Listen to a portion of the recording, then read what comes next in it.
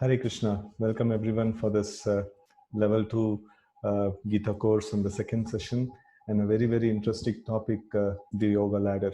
So let us start our session by offering the respects to the founder Acharya of ISKCON, His Divine Grace A.C. Bhaktivedanta Swami Srila Prabhupada. Namo Vishnu Padaya Krishna Prasthaya Bhutale Srimate Bhaktivedanta Swami Niti Namine. Namaste Saraswate Deve Gauravani Pracharine Nirvisesha Shunyavadi Paschati Deshatarine. Jai Shri Krishna Chaitanya Prabhu Nityananda Shri Advaita Gadadara Srivasadi Gaura Bhaktavinda. Hare Krishna Krishna Krishna Hare Hare Hare Rama Rama Rama Hare Hare. So let's get into today's topic. It's a very interesting topic. Many times we have, even in this session itself, many times devotees were, participants were asking that what are these different yoga ladder or different yoga principles? This Kriya Yoga, last time we got this question about Kriya Yoga. So what is this Dhyana Yoga? What is Karma Yoga? So can I practice this yoga, that yoga, like that? So various things people ask about. So today's session is going to be a very nice introduction for all these various yogas that we have been hearing about, and what does Bhagavad Gita speak about it and things like that. So let's see the agenda for today. So we are going to first define what is yoga, and then we are going to see different kinds of yoga, and then progression of yoga ladder, and then is Bhakti Yoga complete in itself, and then Krishna's choice of yoga. So like Krishna is the author of all this yoga. Krishna is called as the Yogeshwara, or the master of all the yoga, and he's the creator of all these things. So what is his personal choice, that we will see. And then no, we should not miss the route back to the spiritual world. So no, we have to take the right route and the right way, right?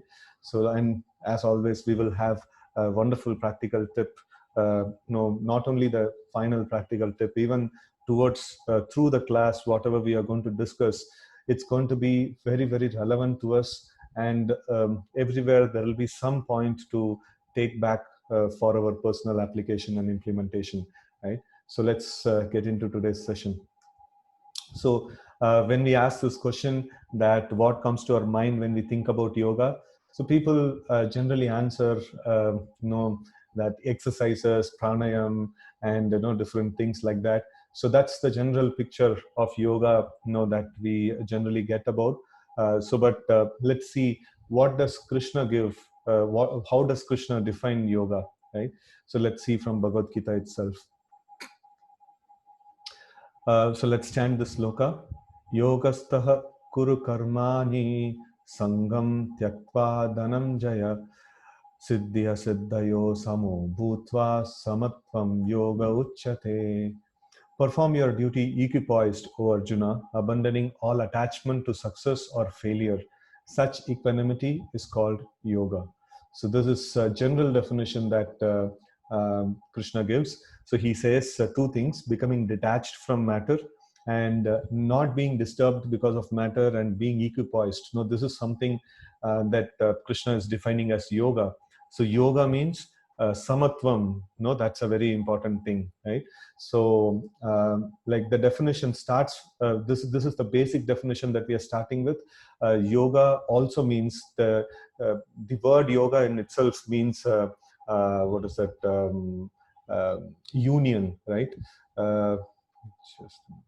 Okay, so the word yoga in itself means union. And just a minute, I'll just enable one of my persons as the co-host. There are some people opening a video that kind of distracts us.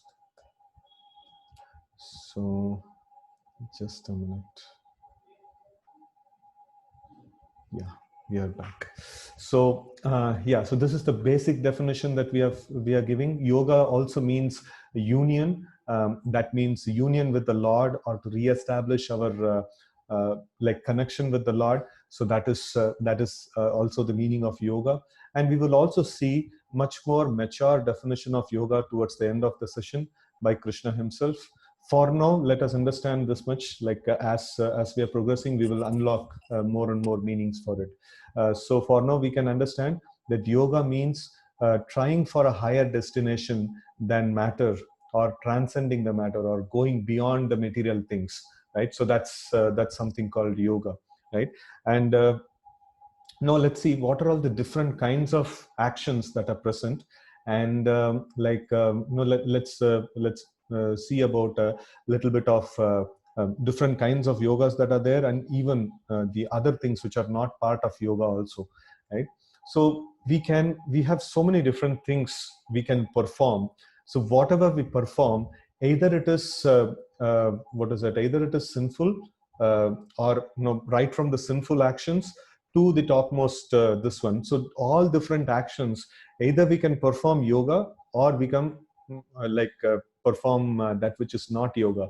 So that means either we be a yogi or we be a ayogi, right? So the opposite of yogi is ayogi. So anyways, so these are all the different things that we can actually perform, right? So sinful action. So sinful action is not definitely yoga, right? So, and then there is something called karma kanda, that is still not yoga. Then after that, there is something called karma yoga. So that is a yoga, that is a path that is trying to transcend the matter and go to the spiritual realm. And then jnana yoga, dhyana yoga, and bhakti yoga. So now we will see all of these things in brief, and then we will try to understand their characteristics, and then various things that are involved in these various yogas, and we will try to map them in one single graph, or one single ladder, as we call yoga ladder generally. So let's try to do that thing now. So before doing that, so these yogas are different paths to take us to some higher destination, and let us see about some available destinations. In fact, we had seen this in one of the sessions before, in the level 1, and we are going to build up from there, right? So, and even if you have not listened to the level 1, still we will make it as simple as possible for you to understand this particular concept, right? So there are various paths that are there, and we will just refresh them, and then we will get into the the yoga ladder, so that the various destinations. Yeah. So once we understand the destinations, then the path leading to those destinations will make some sense to us, right? So now, this picture you may have, those who have attended the level 1 will be familiar to you. This particular slide we had shown in one of the sessions, and so this actually we talked about vadanti tat tattva vidas tattvam yajnanam advayam brahmeti paramatmeti bhagamaniti sabdyate. So that means the learned transcendentalists, they look upon, or they describe the absolute, or this describe the supreme entity, or the sum total of all the creation, as which is non-dual, which is singular. And what is that? Some define that as Brahman, the impersonal light, and some define that as Paramatma, or that entity which controls everything that exists in the whole creation. And then the third one is Supreme Person, Bhagavan. So these are the different ways the learned transcendentalist or learned spiritualist, they define this particular entity, the absolute truth. So these are the 3 destinations that are available. And now let's see the different paths that are there that can take us to one of these destinations, right? So now let's get into the this one. Action without regard to scriptures. Now, this is called sinful action. So the first thing in the ladder that we saw, or before getting into the ladder that we saw, is action that is performed without regard to scriptures. That is sinful action, right? So now we see that this is, though it is not part of the yoga ladder, because it is a possibility of an action. So we had just listed it down, right? So now let's get into the next one. This is quite simple to understand, and we have also seen in the karma session how actions against the scriptures are called sinful actions, right? So now next thing is, so this is going to describe the karma kanda, that we had listed down. So let us chant this sloka. Yadrichaya chopapannam svargadvaram apavritam sukinaha kshatriya partha labante yuddhamidrisham. So, O Partha, happy are the Kshatriyas to whom such fighting opportunities come unsought, opening for them the doors of heavenly planets. So here Krishna is enticing Arjuna, saying that you just fight this battle. Even if you die in this battle, you are going to go to the heavenly planets and you can enjoy there, right? So this is Karma Kanda principle. So if you see sinful activities means I want to satisfy my senses, but I will do that against the scriptures. And Karma Kanda means it is still I want to satisfy my senses, but then I will do it according to the scriptures. No, that's the main aspect here. That's the difference between sinful action and karma kanda. Acts according to the scriptures, looking for one's own sense gratification, and no desire to make any spiritual advancements. Still, this is not spiritual. They are followers of scriptures, but still not spiritual, right? So this is also not part of the yoga system. This is still not part of the yoga ladder, right? So, but good thing in this is they adhere to the principles of the scriptures, and adhering to the principles of scriptures means they can sometime start into the spiritual advancement. So that benefit is there in the karma kanda, right? So now the next thing we will see about the karma yoga, right? So this is a very, very important juncture that we are there in. Let's chant this sloka and let's focus, because this yoga system, it's gradually going to build upon the same concept that we are discussing about. Sinful action, it is desire to enjoy without regard to the scriptures, and then the karma kanda is desire to enjoy this world, but then according to the scriptures. And now we are coming to karma yoga, right? So now let us see this thing. Yastva indriyani manasa niyamyar bahate arjuna karmendriya karma yogam ashaktah sa vishishyate. So Krishna is telling, on the other hand, if a sincere person tries to control the active senses by the mind and begins karma yoga without attachment, he is by far superior. So this is a very important thing.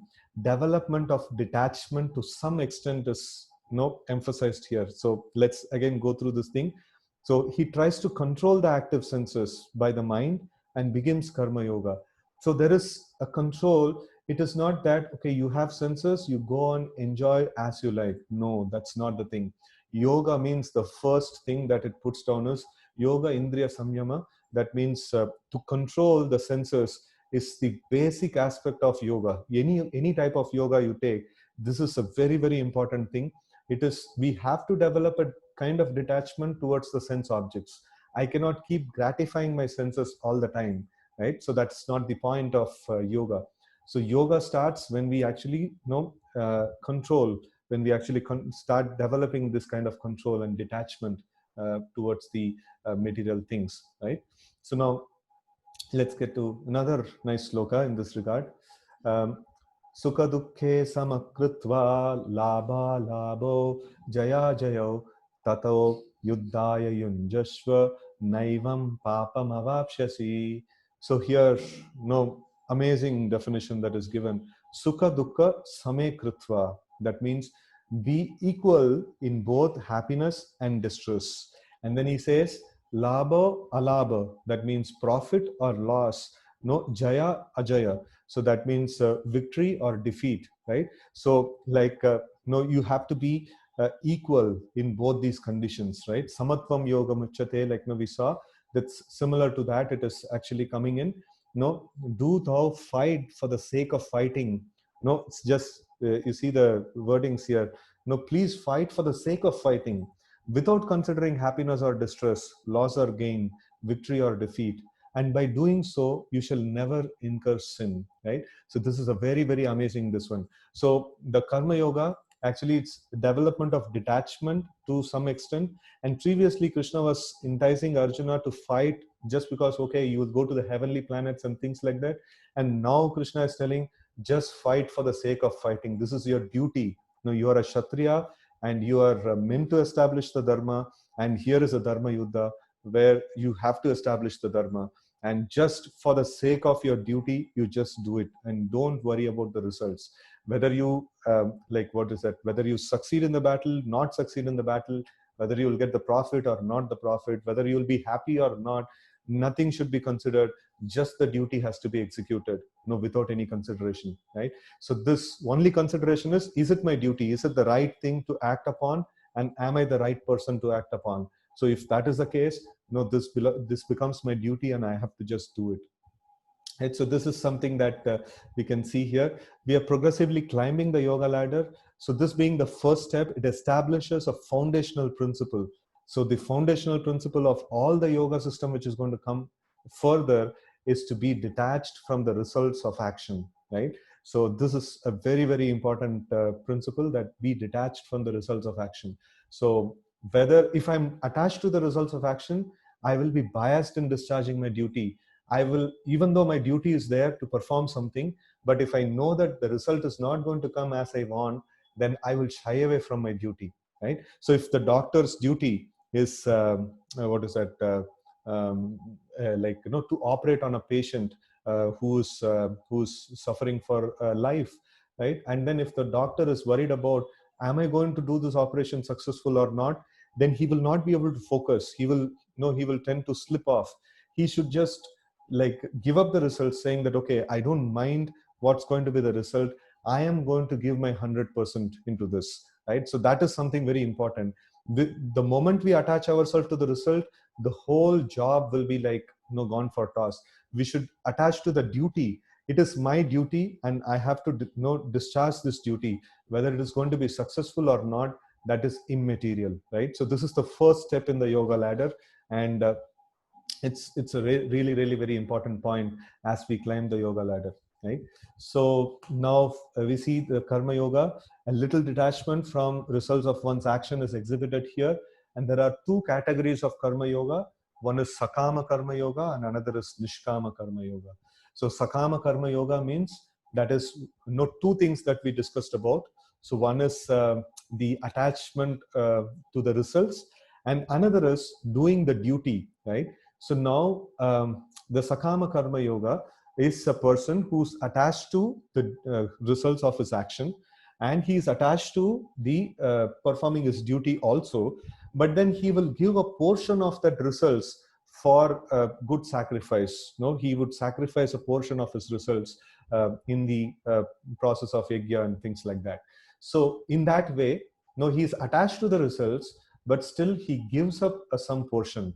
And Nishkama Karma Yoga means he doesn't have any attachment to the result, and he is only attached to performing his duty, right? So for the pleasure of God, for the sake of executing the duty, so he will just do his duty and not be attached to the results. So that is Nishkama. So the word itself is very clear.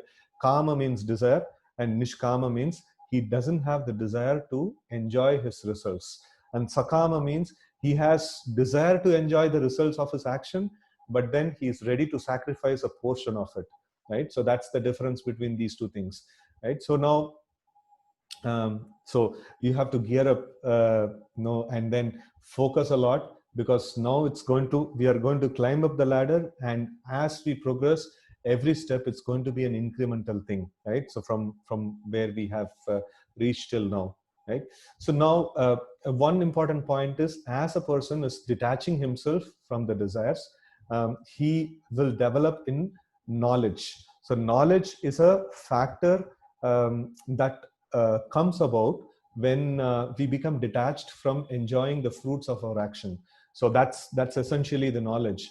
We are going to see a sloka on Jnana Yoga now. So before that, now I'm just creating the ground for it. So this knowledge aspect, so generally in the modern days, we think that if I go to the school and college and then study, and then I can get a lot of knowledge, I can I know so many things in this world and things like that. So this is essentially not knowledge. In fact, this is called as avidya. Avidya means what? Learning about the matter, learning about how to manipulate matter, and learning about how to live with matter is called avidya, actually. And vidya, or knowledge, means what is body, what is soul, and soul's existence, soul is spiritual in nature, and what are no soul, no, that is me actually, right? So the body is just like a dress I am wearing upon. So the soul is the actual entity, and things that are connected to the soul are actually in knowledge. No, to understand that level of understanding is actually in knowledge. So when a person stops enjoying on the bodily level, his jnana actually increases, his knowledge actually increases. So that naturally leads him to jnana yoga. So karma yoga, one who perfectly performs karma yoga, he ends up in jnana yoga, right? So that's the next level. So this is a prerequisite. No, karma yoga is actually a prerequisite for jnana yoga. Without performing karma yoga, the person cannot get into jnana yoga, right? So now let's see this nice shloka regarding jnana yoga. Let's chant this. Avyaktadini bhutani vyakta madhyani bharata avyakta nidananyeva tatra ka paridevana. So it says, all created beings are unmanifest in their beginning, manifest in their interim state, and unmanifest again when annihilated. So what need is there for lamentation? So this is, technically speaking, this is a part of Jnana Yoga. So it is like to understand the living entity's position as soul, and then this body is temporary and it is going to be destroyed. And then like in the beginning the body was not there, only soul was there. And then no, in the middle, like the soul acquires a body, vyakta madhyani bharata. So like no, he gets a body, and then avyakta nidhananyeva. So again at the end, no, he has to give up his body, and then no, the soul has to pass on to the next destination. So Krishna is telling, so what lamentation is there for you to fight, right? So these people have got the bodies, no, and then now even if you kill them, they are going to get another body later on, right? So this is actually, technically speaking, on the principle of jnana yoga. Krishna is speaking about this kind of an understanding can only be got by a person who has given up desire to enjoy the fruits of his action, completely purified of that. Then he will be able to get this kind of understanding. Because Arjuna was not a ordinary person. No, he was a great personality, and then he could able to understand all these things just by few slokas. So Arjuna was put into just this kind of an illusion, just so that the Bhagavad Gita can be spoken. It is actually, the Arjuna was not in kind of an means he is a great personality, right? So a little bit of sutras and little bit of trigger is sufficient enough for him to understand. And then specifically this Bhagavad Gita is spoken for the benefit of all of us, and it is actually taking us through the whole thing, taking us through the progression of the whole thing, right? So now this jnana yoga is a gradual movement towards inaction, right? So this is also a very important thing to understand here. Jnanis, they stop all the work, thinking that okay, all this work is anyway creating and binding me into different kind of karma and things like that. So they slowly go towards inaction. So like that we will see right next to this. So in the Bhagavad Gita, in second chapter, it's kind of a summary of all the yoga systems that is there. And then also later in fourth and fifth chapter, and even in the later chapters, the jnana is again revisited, right? So anyways, now we see that here whole thing is the analysis of things breaks attachment to things, and then it kind of creates knowledge in the system. So that's the essential understanding here. So now let's see this one, understanding in little more clarity. So when we perform action, there is chance of performing some mistake, so better avoid the action. Material action is performed by three modes of nature. So why should I do any action at all? So the two things that are encouraged are knowledge and analysis, and and knowledge and the analysis based on that, and then slowly inaction is advised. That is something Arjuna also gets confused after second chapter. Oh Krishna, you are telling that no, you be a jnana yogi kind of a thing, like, and be inactive and stuff like that. So like don't perform any action and things like that. So now like you are asking me to fight also, like, I'm getting confused a little bit. So that's something even Arjuna asks at that point in time, right? So action performed in three modes. So like, no, you don't have any role to play anyway. So try to understand things by analysis and aim at liberation. So this is something that that is encouraged in Jnana Yoga. And let us see we will again revisit this in a graph. That time it will be even more clearer for you, right? And let's get into the Dhyana Yoga a little bit, right? So here we see this nice sloka. Let's recite. It's from the Dhyana Yoga chapter itself from Bhagavad Gita. Arurukshor muner yogam karma karanamuchyate yogarudasya tasyaiva samaha karanam uchyate. For one who is a neophyte in the eightfold yoga system, work is said to be the means, and for one who is already elevated in yoga, cessation of all material activities is said to be the means.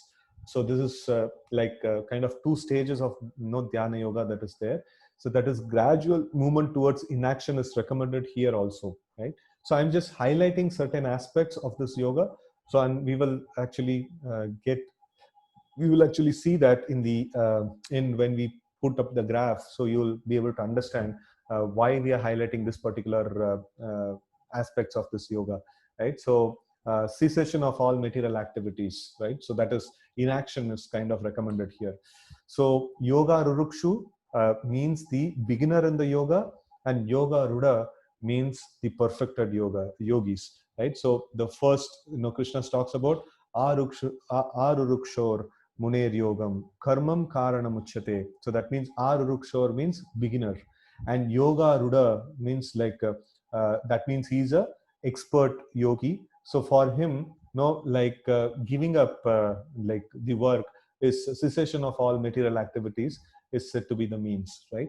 So these are the two things that are there. So let's see a little more description of the Dhyana Yoga, how to practice that thing. Krishna mentions in Bhagavad Gita, to practice yoga, one should go to a secluded place and should lay kusha grass on the ground and then cover it with a deer skin and a soft cloth. The seat should be neither too high nor too low and should be situated in a sacred place. The yogi should then sit on it very firmly and practice yoga to purify the heart by controlling its mind, senses, and activities and fixing the mind on one point, right? So Dhyana Yoga means refrain from all actions, sit in one place and fully focus the mind on the object of meditation, right? So now let's see, this is the different aspects of Dhyana Yoga. So sometimes, this is called as Hatha Yoga or Ashtanga Yoga and things like that. So that is the Dhyana Yoga. So Ashtanga means, like as the name says, there is 8 different parts to it. So that is Yama, Niyama, Asana, Pranayama, Pratyahara, Dharana, Dhyana, and Samadhi. So here we see Yama and Niyama. That means, in the simple terms, it is do's and don'ts, right? So everywhere, you go, rules and regulations, do's and don'ts, and things like that. So that's the Yama and Niyama. And Asana and Pranayama, all of you must have must have heard about this a lot. Asanas, there's so many yoga classes and yoga institutes and things like that are functioning. Mainly they function on these two things, asana and pranayama. So actually it is not yoga. Actual yoga starts when dharana, dhyana, and samadhi comes, right? So, or dhyana, dharana, and samadhi. So when these things come, that is when the actual yoga starts. So these are all some preliminary steps. The first 5 steps till pratyahara is called the preliminary steps for yoga, and the actual yoga is dhyana actually. So that's the actual yoga, like the last 3 steps which are there. So that's the actual yoga. So, but that no yoga institute teaches us actually. So they just teach us some asana and pranayama and then say, okay, fine, and everybody say no, I'm going to yoga class. And when I hear that, I feel okay, fine, so it's difficult to explain to people suddenly about these things. So now we see that this dharana, dhyana, and samadhi, they are progressive stages of meditation. Okay, before that, pratyahara. Ahara means, all of us know ahara means something that is fed to the system, through our mouth and things like that. So now we have five different senses: eyes, nose, ears, mouth and things like that, tongue and things like that. So all these senses, for eyes, good sight is an ahara. It's something that can be fed to the eyes. And then for nose, good smell is an ahara. And for ears, the sound vibration is an ahara. And for the tongue, the taste is means tasty foodstuffs is ahara. And then for skin, like good nice surfaces to touch upon is an ahara. So in that way, like these aharas, no parityaha, so giving up this ahara, so that is pratyahara. So like that has to be separating the senses from its sense objects is called ahara. So this is essentially the inaction that is coming in. So after this, a person is expected to sit in one place, and then he has to just focus on his desired, the Paramatma feature of the Lord, and then he has to fully focus, and then progressively he has to increase his meditation. Oops, no, this appears to be very, very difficult. In fact, Arjuna himself also mentioned that, Krishna, I'll not be able to do all these things. No, I am in the battlefield and you're asking me to do all these things. No, this is not possible for me, right? So this flatly Arjuna refuses to perform this yoga, because it's quite difficult, and especially in Kali Yuga, it's very, very difficult, right? So we can just go to some yoga, that means some asana and pranayama and things like that. We can just do to keep our health fit, and but thinking of these other levels, it is not possible. Like going to the forest and being like setting up a seat which is not too high, too low, and then keeping all those things, and then not having fear of wild animals and things like that. So in fact, a person, when he comes to the pratyahara stage, he also this equals to this one, what is that, a jnana state, actually. Like he is completely given up all the attachment to the fruits of his action here also. And then this is almost giving the result of the karma yoga for a ashtanga yogi, right? So, and then he's going to focus only on this thing. So it's not possible. It's not that easy to perform, right? So now let's get into the hope giving aspect, that is the bhakti yoga, right? So let's chant few slokas related to bhakti yoga. So let's chant this. Patram pushpam phalam toyam yo me bhaktya prayachati tadaham bhakti upahritam ashnami prayatatmanah. So Krishna is saying, if one offers me with love and devotion a leaf, a flower, a fruit, or water, I will accept it. So this is bhakti yoga. That means offering, rendering service to the Lord directly, right? So this is something that is missing in the previous aspects. So if you see in all the previous yogas that we saw, the practitioner is trying to progress on his own strength, right? That's the aspect of the previous yogas. And here in the Bhakti Yoga, the relationship with the Lord comes into the picture, right? So if one offers with love and devotion a leaf, a flower, a fruit, or water, I will accept it. So we can note that Krishna is not mentioning that I will accept meat or I will accept this or that. He's very, very categorically clear about what can be offered to him, right? And then a bhakti yogi, he just takes whatever he can offer to the Lord, right? So now if he can offer something nice to the Lord in preparation, and then he just partakes it as prasadam. So that's the way a bhakti yogi functions, right? So here everything is done for the satisfaction of the Lord. So now let's see another nice sloka.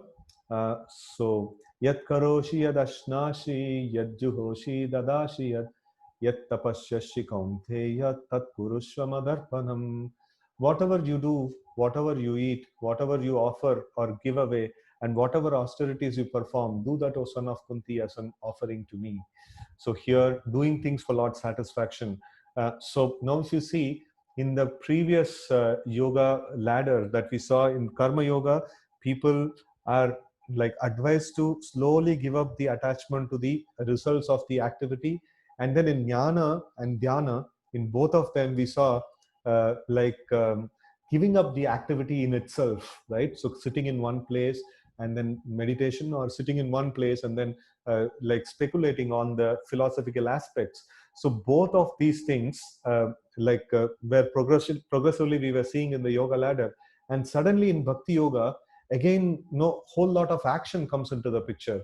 So here Krishna is telling, okay, do everything, but then do it as an offering to me, right? So this is something that we will understand in the graph when we go into the comparison of all the yogas. And why we have to go towards inaction in other processes and come back to action again in bhakti yoga. So that's something we will see. And either bhakti yoga must be inferior because it involves action, because when we were progressively going up, it was slowly getting into inaction. But then here we see again bhakti yoga is advising action. Either it must be inferior to dhyana and jnana, or it must have some other meaning to it. So we will see that towards the end, right?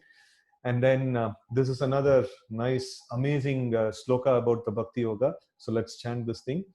Machitta madgata prana bodhayantah parasparam katayantascha mam nityam tushyanti charamanti cha. The thoughts of my pure devotees dwell in me. Their lives are fully devoted to my service, and they derive great satisfaction and bliss from always engaging, from always enlightening one another and conversing about me. Right. So this is one very important aspect. Bhakti yoga is full of bliss and full of happiness. Right. So there is so much of bliss in the process. It's not a dry process that you have to sit somewhere and then you have to press the nose this side and that side and do some exercise, or some speculate alone and things like that. So here it involves hearing about the Lord. Like the Lord's activities are very, very wonderful. And then so much of amazing dynamics are there in the pastimes of the Lord.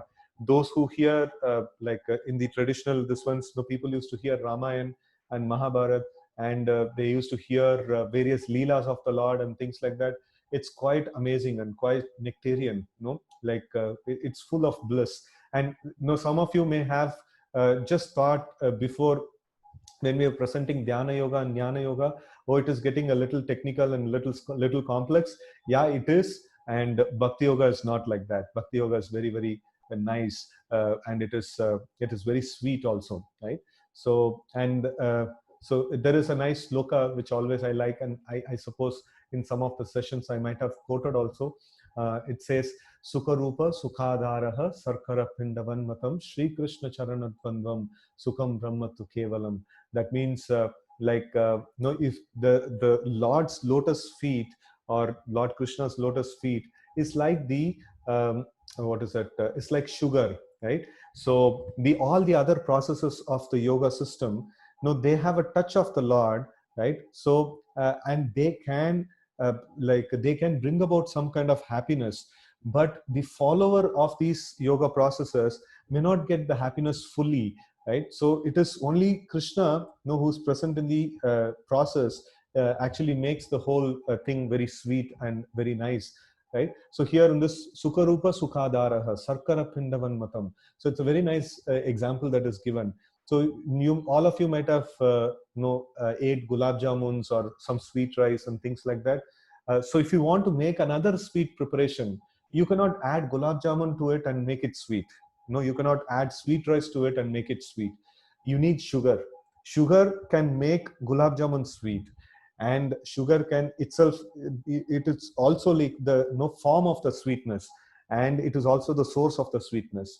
But the gulab jamun is just the form of the sweetness, but it is not the source. You cannot add a gulab jamun to another thing and make it sweet, right? So in this way, we see that these other yoga processes, they definitely can kind of what is that? It is kind of a form of happiness, but it cannot fully give happiness to the practitioners. So because there is absence of direct service to Krishna, right? So the bhakti yoga means direct service to Krishna, and that becomes a very solid this one for that becomes a very solid thing for experiencing the happiness, right?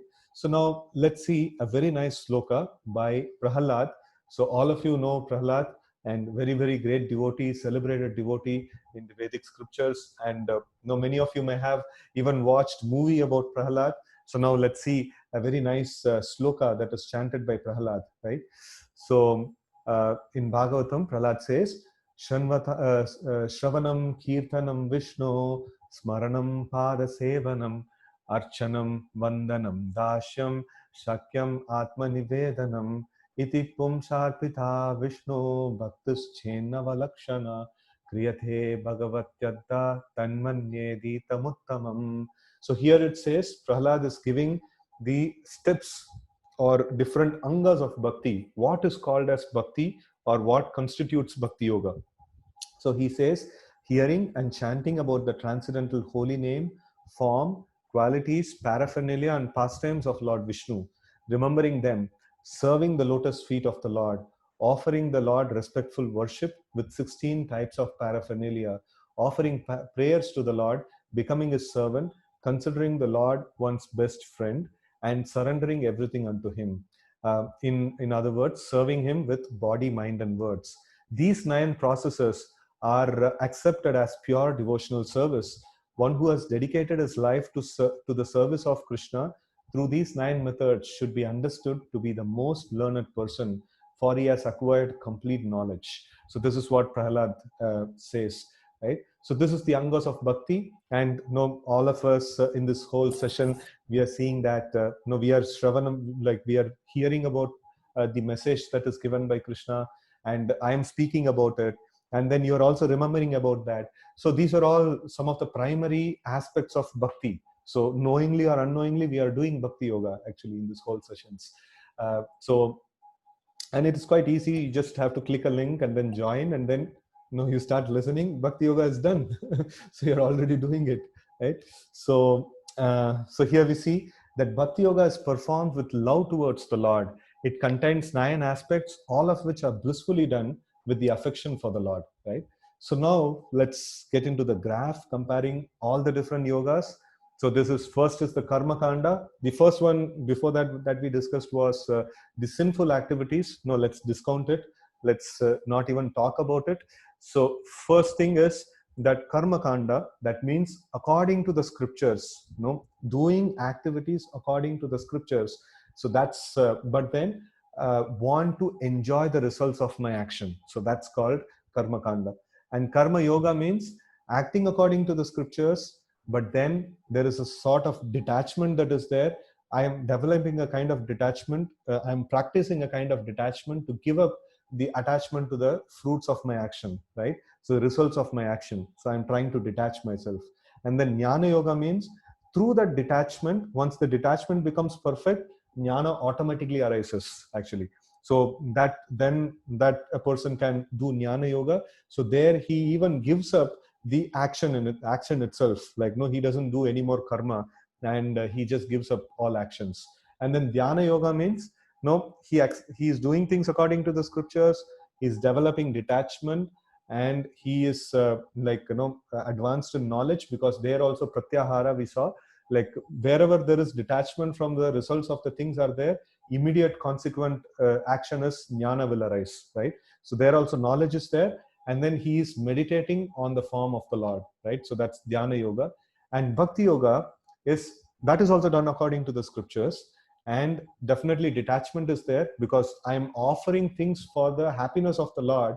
So that means it is not for my happiness. So in the yajna process and all, like when yajna ceremonies and all, sometimes you may have seen this idam vishnave namaha idam na mama, right? So na mama means like it is not mine, no, it is not for me, it is for Vishnu. So like that. So bhakti yoga is naturally speaking, like we offer nice foodstuffs to the Lord, and then we accept it as prasad, and that becomes a bhakti yoga. So now the naturally the detachment from things to enjoy the senses unrestrictedly actually is put down, right?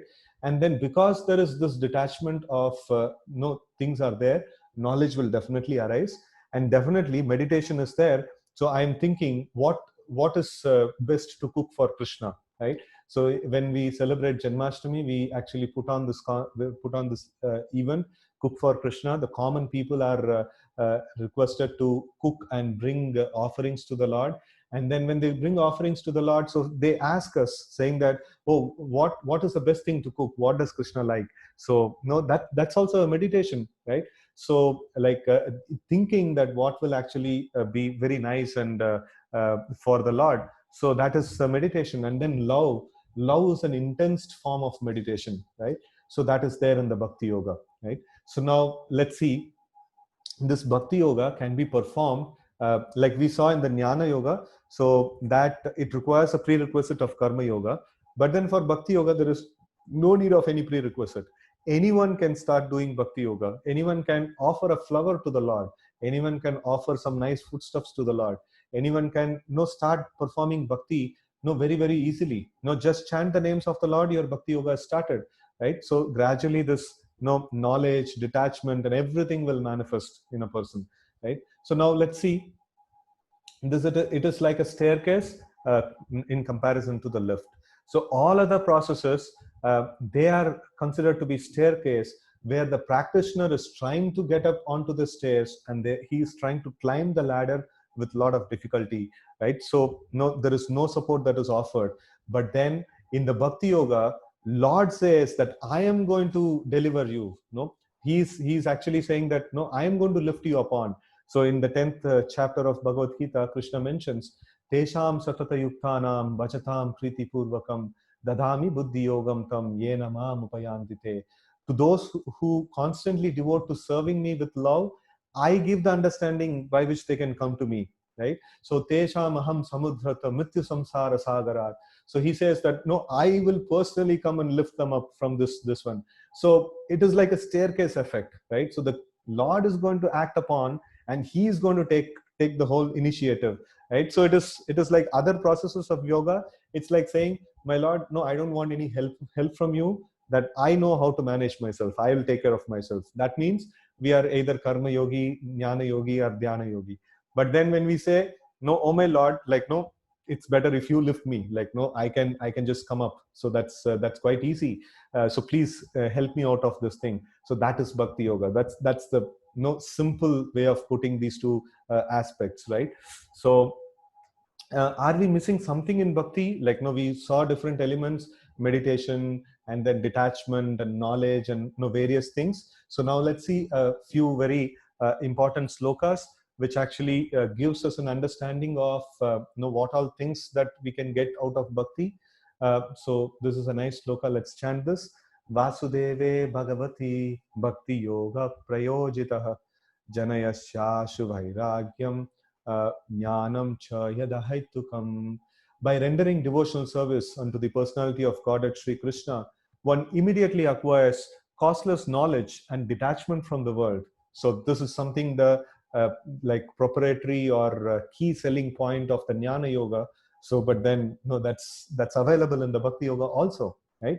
And then the this sloka, one of the special sessions that we had taken, so we had discussed this particular sloka.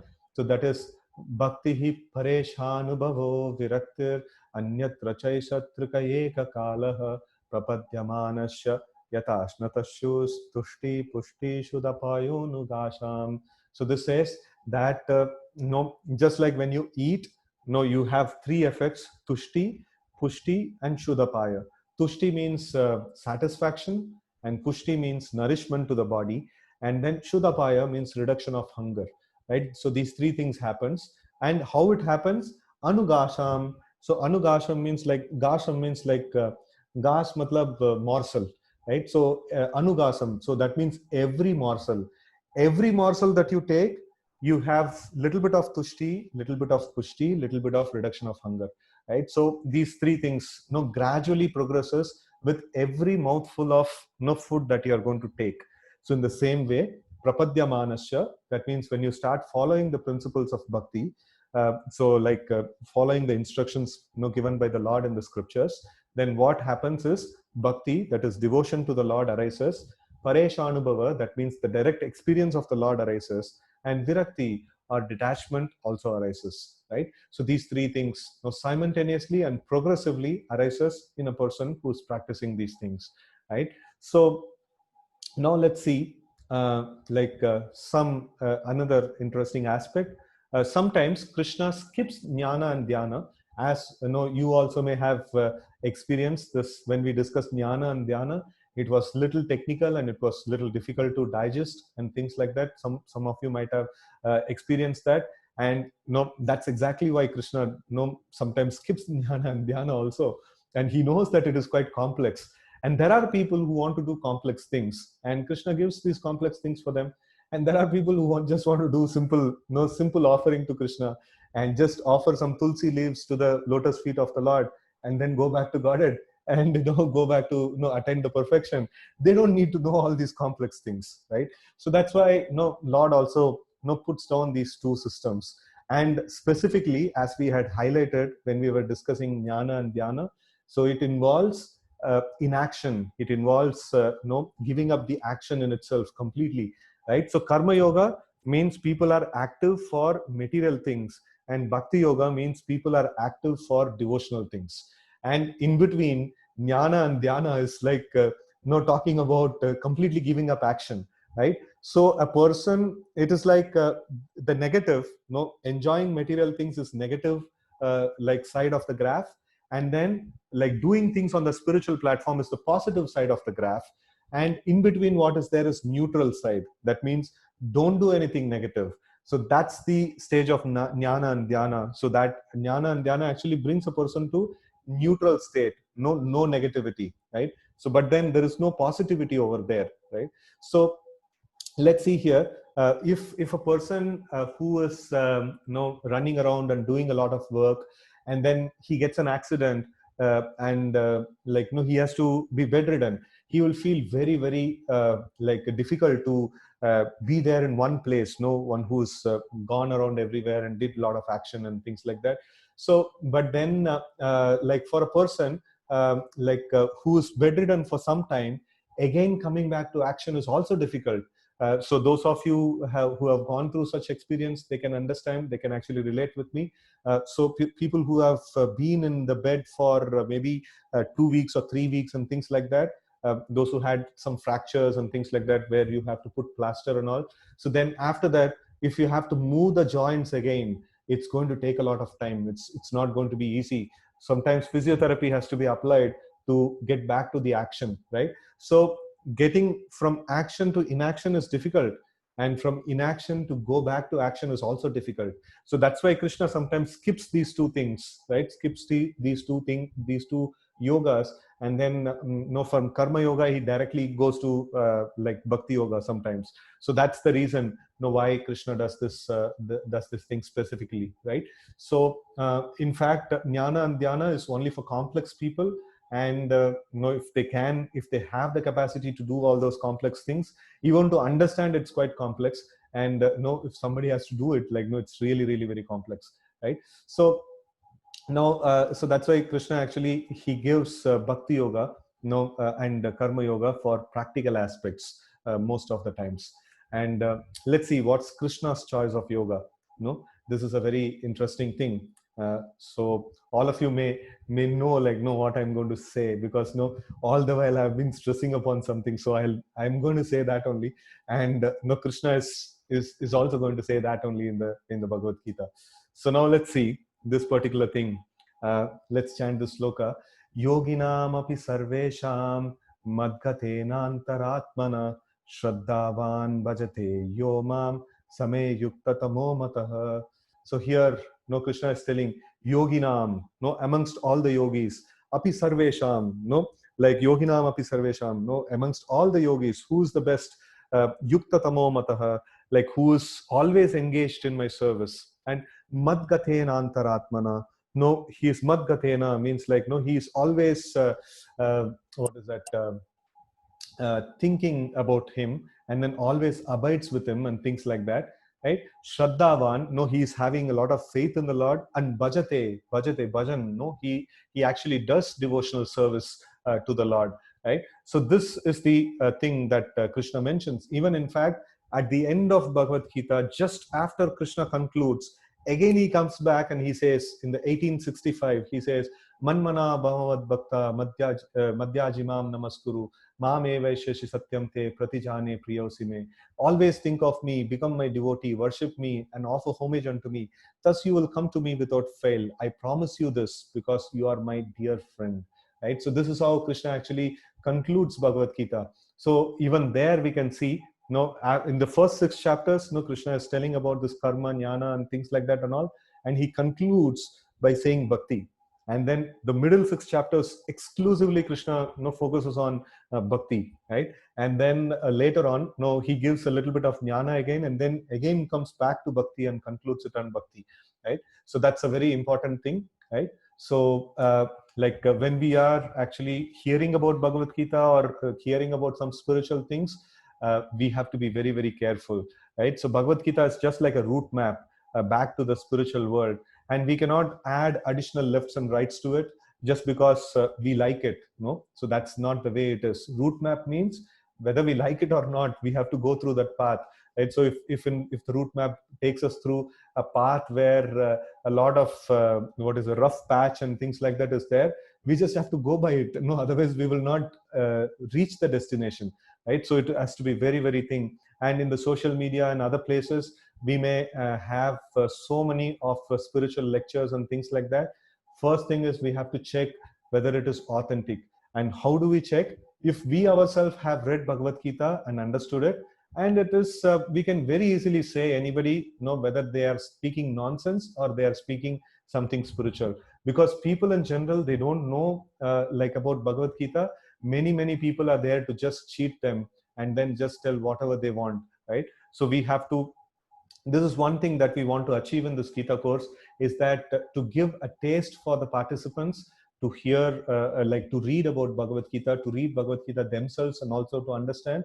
And we are always there to answer questions. And some spiritual organizations, they don't encourage questions and things like that, but we encourage questions. Even after the class, you can actually contact us through WhatsApp and we can answer your questions, right? So this is something that you can do, and you can progress in your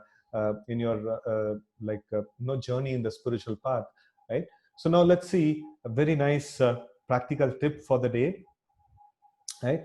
So this is here all the time, right? So whenever, whatever you may be doing, just as cooking, walking or driving and various things you may be doing, so you can just use your time to hear some nice kirtans or some lectures, or just memorize some slokas of Bhagavad Gita and keep reciting them, right? So anyway, you're not doing anything at that point in time. So your mind is available, and your ears are available. Rather than hearing some honking sounds in the environment, or rather than just going about doing some routine work, we can actually put on and hear something, right? So now I'm going to show you a very nice video, and this video is going to show about the effects of chanting these Vedic mantras, right?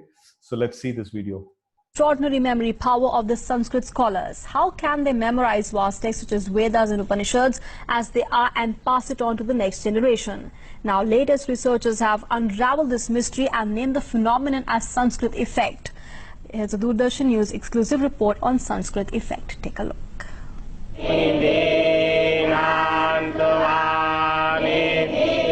Sanskrit, which literally means perfected or refined, is one of the oldest human languages. Sanskrit is also regarded the world over for its unique way of learning, in which large texts are memorized verbatim. The 4 Vedas, the Upanishads, all have been preserved through this technique. While world over civilizations built large libraries to store knowledge, in India, through the tradition of Sanskrit, all the knowledge was stored in the human brain and passed from one generation to another. Since ages, this has been a mystery to the world. Now, through modern scientific research, this mystery seems to be unraveled at last. A study on Sanskrit effect, which has been reported in the journal Scientific American, has claimed that memorizing Vedic mantras enhances the brain regions associated with cognitive functions such as memory. The term Sanskrit effect was coined by American neuroscientist and Sanskrit scholar James Hartzell Hartzell studied Sanskrit at Harvard and Columbia Universities and cognitive neuroscience at the University of Trento. He discovered that memorizing Vedic mantras increases the size of the brain regions associated with cognitive processes. Hartzell's report was tested when he and his colleagues from the University of Trento in Italy collaborated with Dr. Nandini Chatterjee Singh of the National Brain Research Centre at Manesar in Haryana. This extensive research has established that through this unique memorizing technique used in traditional Sanskrit learning, brain's capacity significantly increases. What we did was we compared professionally trained Vedic pundits, Yajurveda pundits, from the Delhi area with carefully matched controls. And we found really large differences in their gray matter and cortical thickness between the two groups. So this is what's called a cross-sectional study. And cross-sectional studies show you that the phenomenon that you're interested in, so in this case we're looking, is there some relationship of the brain plasticity or the changes in gray matter that might occur from this practice? Can we see such a difference between, and the way you look for that difference is you compare the two groups. Brain के कौन से structures हैं वो बदले हैं औरों के मुकाबले, और यहाँ हम देखते हैं कि जैसे हम लोगों ने सोचा था कि हिपोकैम्पस या मेमोरी का वो हिस्सा जो है वो थोड़ा बड़ा हुआ था. Group of highly specialized memorizers and reciters of Vedic Sanskrit and of associated texts, is there structural plasticity in their brains that's probably related to that practice? And we showed that for sure. We showed very dramatic differences in brain structure. Now we have a scientific evidence to prove why Sanskrit is called the perfect or refined language. Sunil Joshi's report, DD News.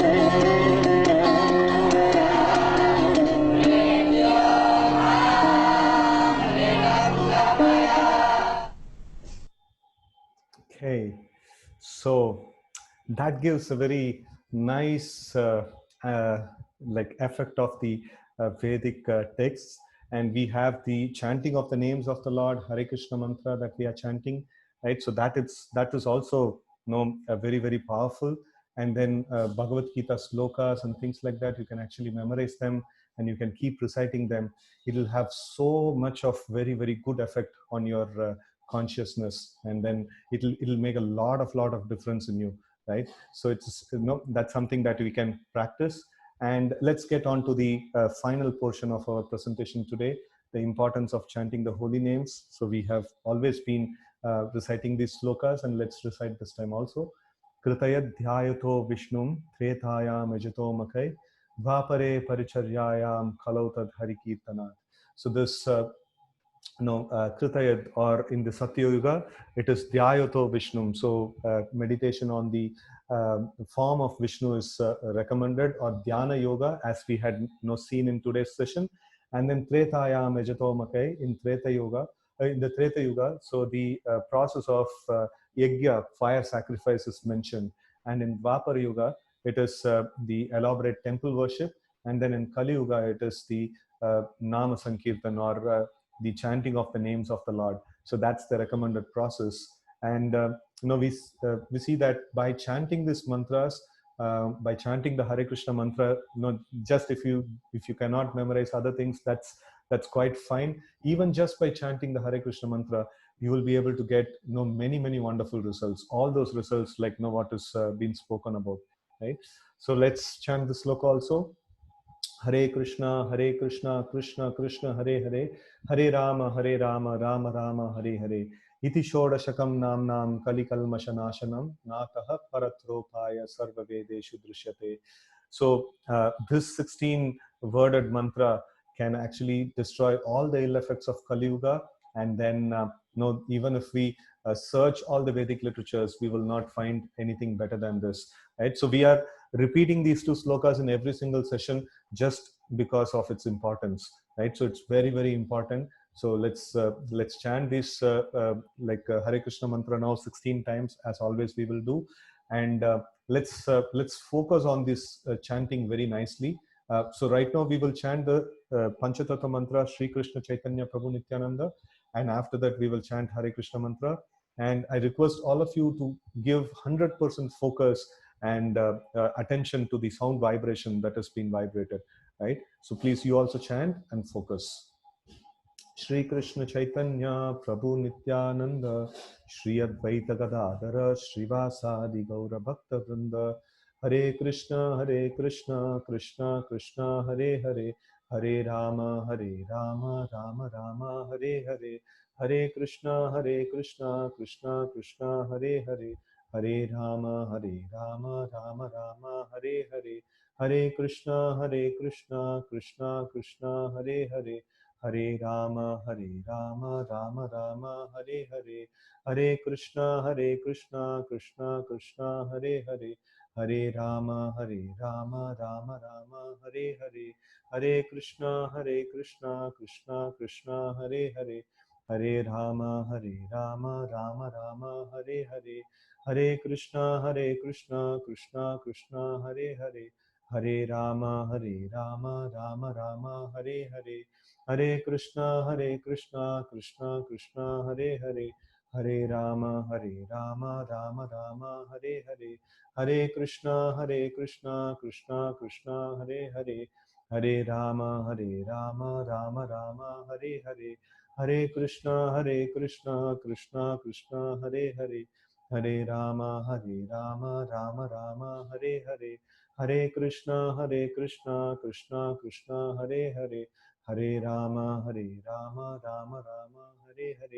Hare Krishna Krishna Hare Hare Hare Rama Rama Rama Hare Hare Hare Krishna Krishna Hare Hare Hare Rama Rama Rama Hare Hare Hare Krishna Krishna Hare Hare Hare Rama Rama Rama Hare Hare Hare Krishna Krishna Hare Hare Hare Rama Rama Rama Hare Hare Hare Krishna Krishna Hare Hare Hare Rama Rama Rama Hare Hare Hare Krishna Krishna Hare Hare Hare Rama Rama Rama Hare Hare Hare Krishna Krishna Hare Hare Hare Rama Rama Rama Hare Hare.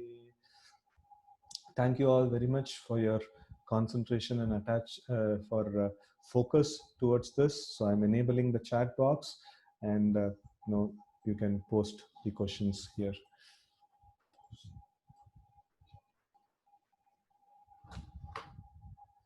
Okay, so the first question: how to know that one is in Bhakti Yoga? Can we do all yoga together, Hatha Yoga, Bhakti Yoga, and things like that? Can Bhakti Yogi jump directly to it without coming through other stages?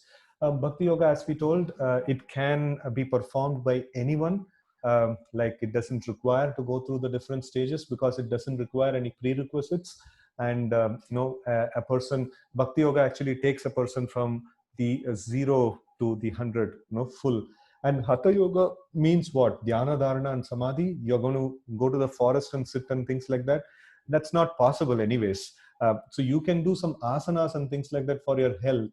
But then Bhakti Yoga is quite different. Bhakti Yoga is something that offering like Shravanam, Kirtanam, Vishnu, Smaranam, Pada Sevanam, Archanam, Vandanam, Dashyam, Sakyam Atma Nivedanam. So what we saw, Prahlad was mentioning that this hearing about the Lord, and then like chanting about the Lord, chanting the names of the Lord, like chanting Hare Krishna mantra, and then reading scriptures and things, like reading Bhagavad Gita and then understanding them, and offering arati to the Lord, and offering nice foodstuffs to the Lord, and remembering the Lord's leelas and things like that.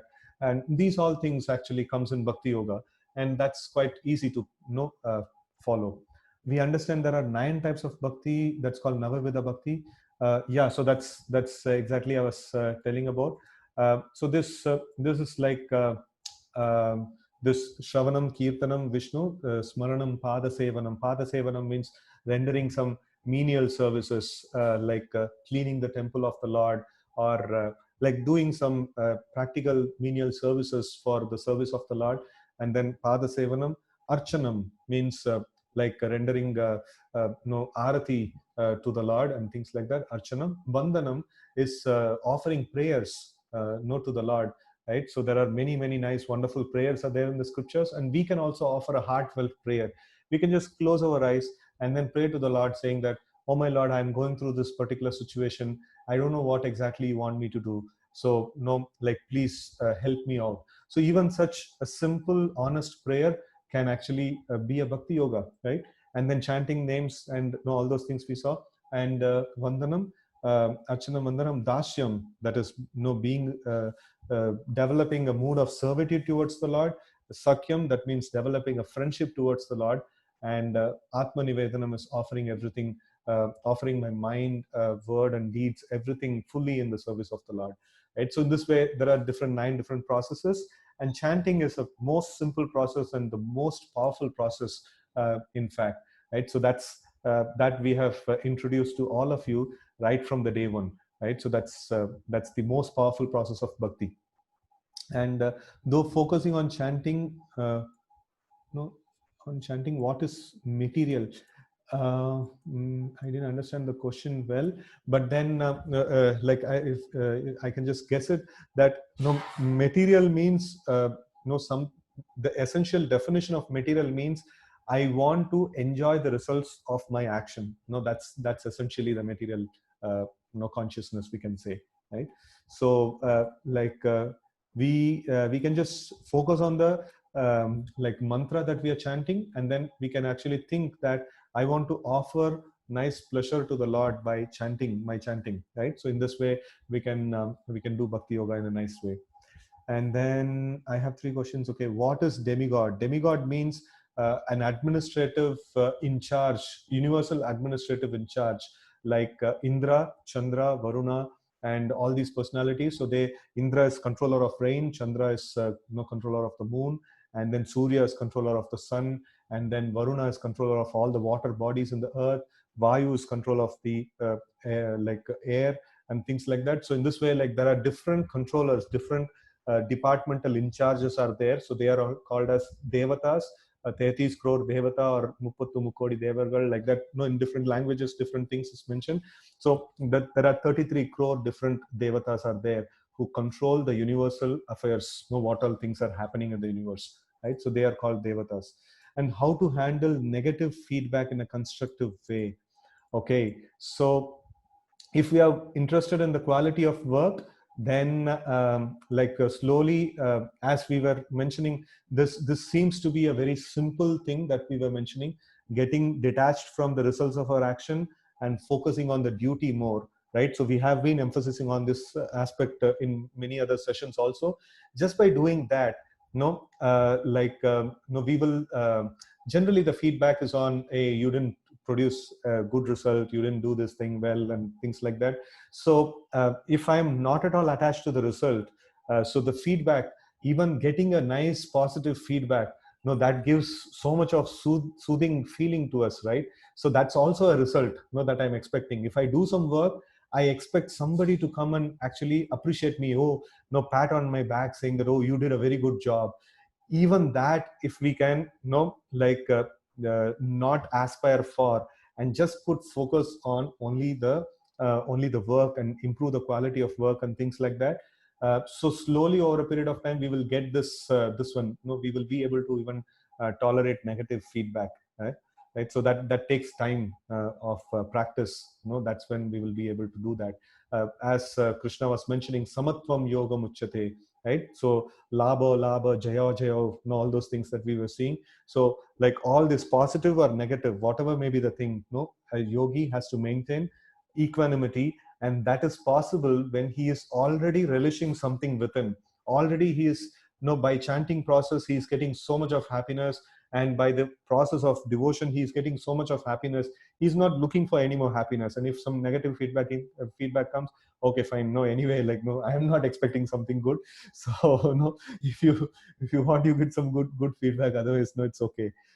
He's because he's enjoying something else already, so he is not going to become distressed by getting something negative from anyone. And how to switch to positive from negative thoughts. So both has its spiral effect. Negative thoughts has its spiral effect, and positive thoughts also has its spiral effect. And if we have to come out of the spiral effect, so we have to see that we have, if we have already caught up into negative spiral, it requires an external push. So in one of the sessions we had actually like discussed about this aspect. So if we are already into negative, this one we had discussed in terms of jumping from the cliff. So if we are there on this on like it to jump from the cliff, so we still have a choice. We can say, okay, fine, I'm not going to jump. Once I have jumped, then it is going to be a fall, and it is uncontrolled. I cannot control it. So negative thoughts, sometimes it can be like that. So it requires a positive association. Just like now you have come for the satsang, you have heard this class, so you can like by this is kind of an external thing that is you are getting exposed to. This can kind of pull you out of the this one negativity, right? So in that way you can actually like um, get out of the negative thoughts, so by external help, right? So next question: many people in the world come and die, and many do not get a chance to read Bhagavad Gita and understand different yogas. So these people live without the prescribed yoga systems which God has designed. So but I have seen that these people also live very good life. So what are we really going to get by following this yoga systems, which we are not even knowing what will happen after death? So how do we experience that which we are going to get by following the yoga systems living in this world? Okay, that's a nice question. So you have told that they seems to live a very good life and things like that, but then you also told that they are going to face death. Death is not a very good thing, and they are going to get old age, they are not going to get disease, and they're going to get so many other problems of this world, right? Janma, mrityu, jara, vyadhi, dukkha, dosha, anudarshanam. So that's something Krishna mentions in Bhagavad Gita. So birth is a misery. No child you have seen coming out happily, oh, like today is my birthday and things like that. And mrityu, death, everybody fears about it. And then jara is old age. Nobody likes to get old and become invalid. And then vyadhi, nobody gets to like to get deceased.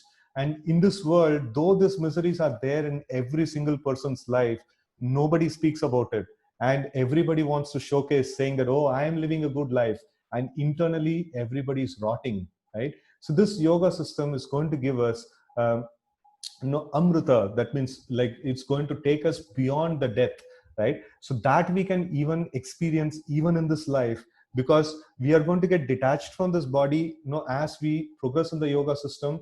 And then anything that happens to the body, happiness or distress, you can practically see that you are not affected by it, right? So that's the very amazing thing. So in this world, people actually see, okay, somebody is very happy, oh, this is so nice. But then the yoga system says that you are happy in a wrong place, right? So this is not the place that you want to be happy. So all that it's going to give you happiness in this world, you can make a note in your diary. The very same thing is going to give you distress also, right? So that's the aspect of this world. And you can actually ask deeply research on this subject. In this world, it is called as dukkhalayam, and it is deep within everybody. This thing will be there. There is always unfulfilled desires. There is always challenges of, if I can get this, it will be good, and things like that. So very few people you will see, they are contented, but they will not be able to maintain that contentment also for a long period of time. So what we are going to experience after death, like you don't need to worry about that. You can experience even when you are living. You can experience that. So then a person who's advanced in the yoga system, he is not afraid of death, because it's in one sense like he's already dead materially. Like he anytime he's asked to give up the body, he very just like he can remove a shirt and change another shirt in that way, he'll just very casually he will do it. So that's the this one of yoga system.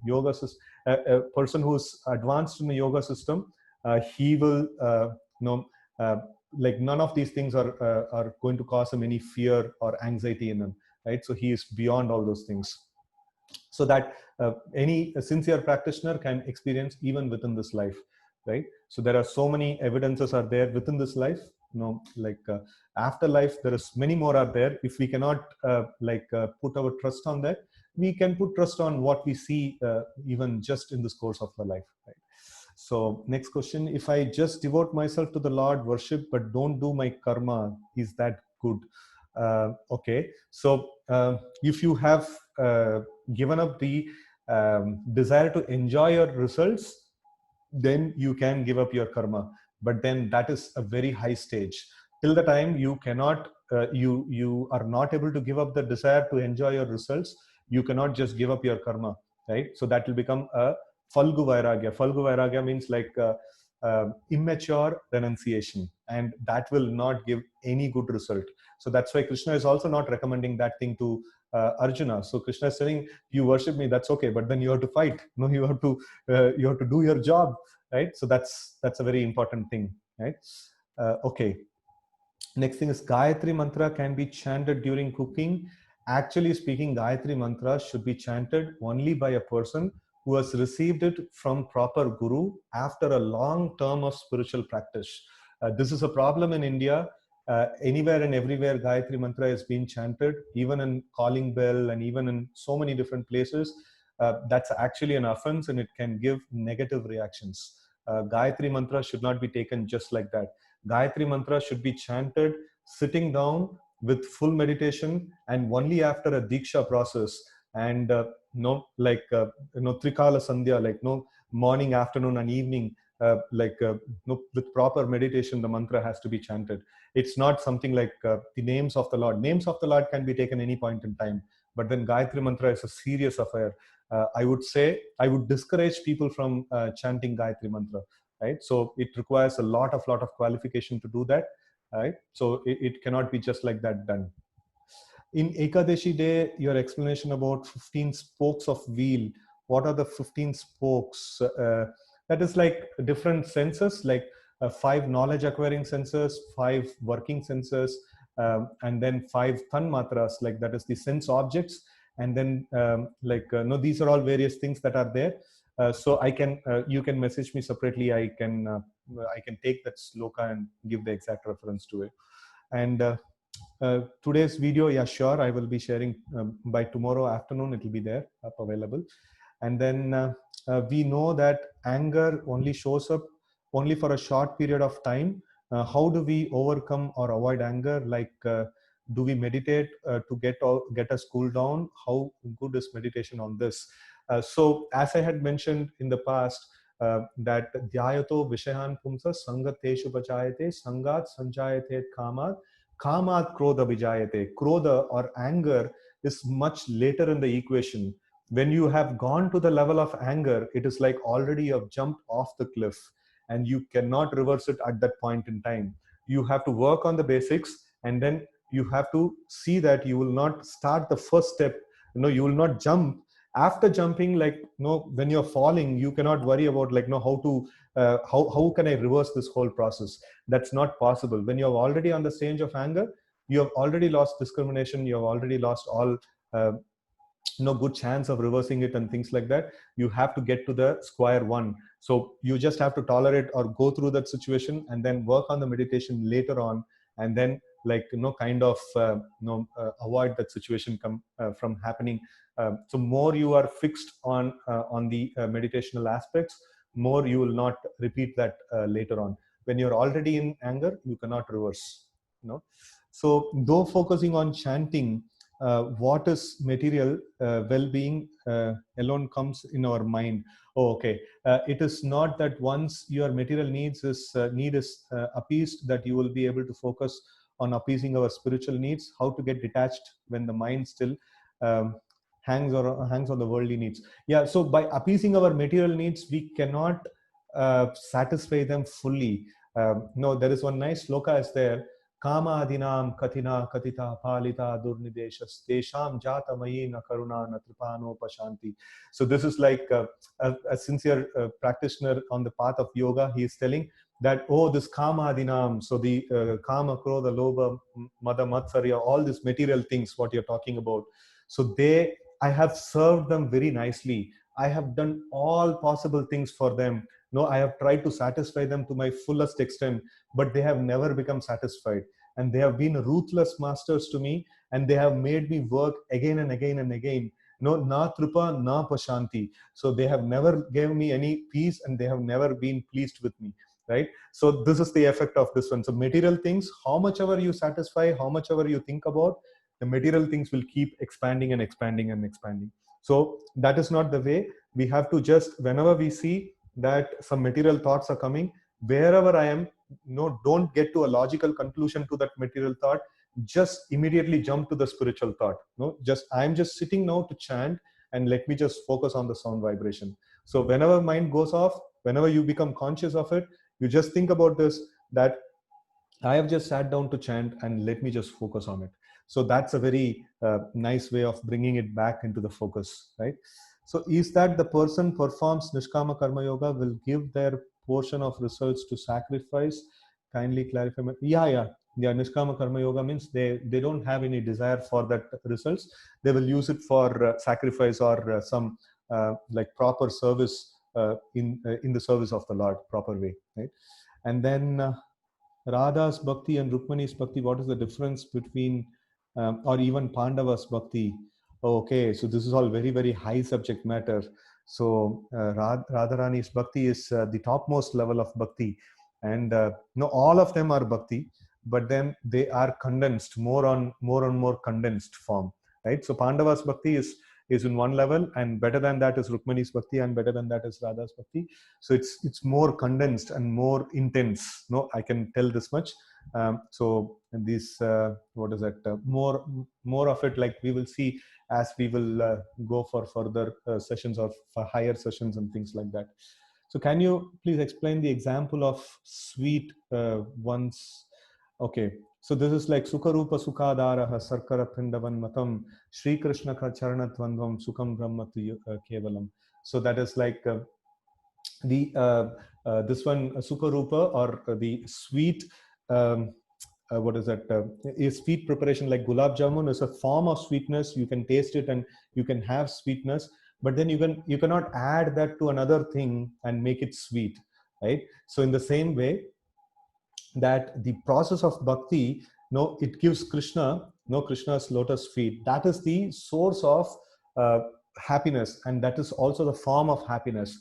All other processes of yoga systems, no, they can actually give a person liberation, and liberation is just like a form of happiness. And it can be, no, it is in the state of happiness, but I cannot become happy by getting into that state, right? It cannot make me happy. So if I have to become happy, I have to get the, what is that? I have to come to the point of direct touch with Krishna. So that is when I'll become happy, right? The video about the benefits of chanting Sanskrit slokas was really good. Can you please share some videos of slokas that kids can also learn? Okay, we will try to do that. And there are 33 crore devatas and or 33 devatas with designation of no. This question came before also. It's 33 crore devata. So there are many in number. There are 33 crore actually. So during this quarantine period, many people are sitting simply. So there is a lot of idle minds and leading to negative thoughts popping up. How do we avoid negative thoughts? Fill it with positive spiritual things. There are a lot of things are there in the spiritual things, and you can hear nice bhajans, and you can read Bhagavad Gita, and many nice videos are there about spiritual things. ISKCON videos, you can search a lot of wonderful videos are there, and you can see them, and then you can chant the names of the Lord. So much of spiritual engagement can be had. And then if you have any questions, you can even ask us. We will be very happy to answer them. Can we do puja and read Gita late morning? Yeah, throughout the day. That's what I'm saying. Like, no, anytime you get gap from your work, you can just do this. And what's the best time to eat, sleep, and wake up? Okay, so wake up is Brahma Muhurta. That's the best time to wake up. And like best time to sleep is when the mode of ignorance sets in. So when it becomes dark, so in the Vedic times, like when people when it becomes dark, like they would just go to sleep. And just because we are in cities, like we light the lamps, and we have the, what is that, the artificial lights and things like that, which keeps us awake. And then even for Gita course also, like most of the people are available at this point in time, so we have to schedule it at this point in time, right? So sleep early, wake up early. No, that's a very good practice. At least if we can go to sleep by 9:30, 10, that's really, really very good, right?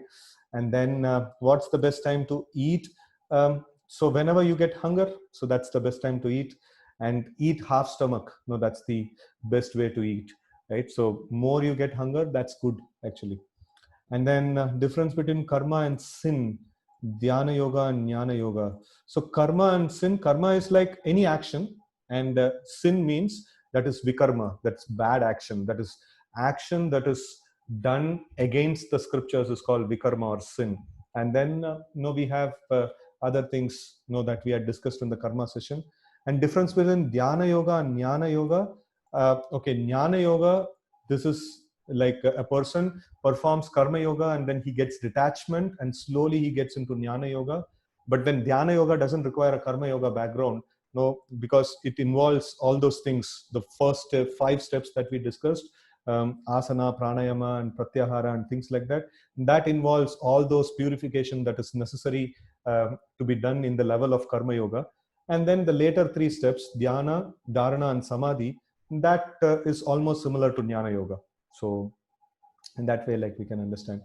Does chanting Hare Krishna mantra treated or considered as meditation? Yes, it's called mantra meditation. It's very, very powerful meditation in this age, right? And what is the best way to destroy karma we have gained by sinful activities? Just perform bhakti. Bhakti will destroy unimaginable amount of sins that we have performed, right? So like just performing bhakti can destroy all the sinful activities, the sinful reactions. And then Gayatri mantra should not be chanted without guru initiation. Yeah, definitely. Yeah, Gayatri mantra should not be chanted without proper initiation. And it's a serious matter. It's not a ordinary matter. No, it's a very, very serious matter. So we should not be chanting Gayatri mantra without initiation. This session was excellent. Thank you. Okay. Is it necessary to perform puja every day at home? Yeah, that's very nice. No, if you have a home, you should understand that this home is a temple of the Lord, and then the Lord is the master of this home, and let me worship him. No, he is the master and I am his servant, and everything that exists in this home belongs to him. And offering of worship means what? It's actually a symbolic representation of everything that exists belongs to you, my Lord. No, I'm just offering it to you now. And that puts in a lot of good samskara into our system. And then we can actually kind of make it in practical ways in other times also, right? And our mother do puja, is that bhakti yoga? Yeah, puja also has to be done according to the scriptures. So if it is done according to the scriptures, then it's definitely bhakti yoga. Yeah. Okay, so okay, can we may not be overconfident by chanting on a stage? I didn't understand. Can we may not be overconfident on chanting on a stage? I'm not able to understand this question. Our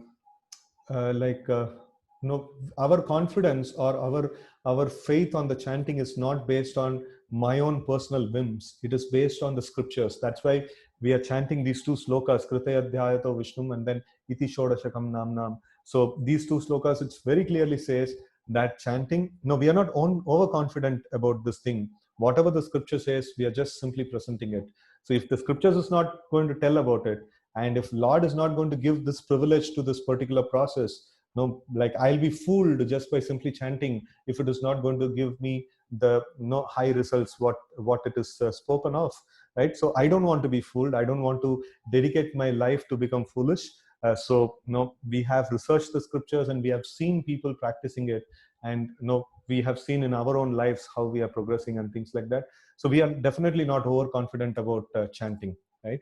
So okay, thank you very much for your patience and audience. So we will stop here and we will meet on Friday again. Okay, thank you. Hare Krishna.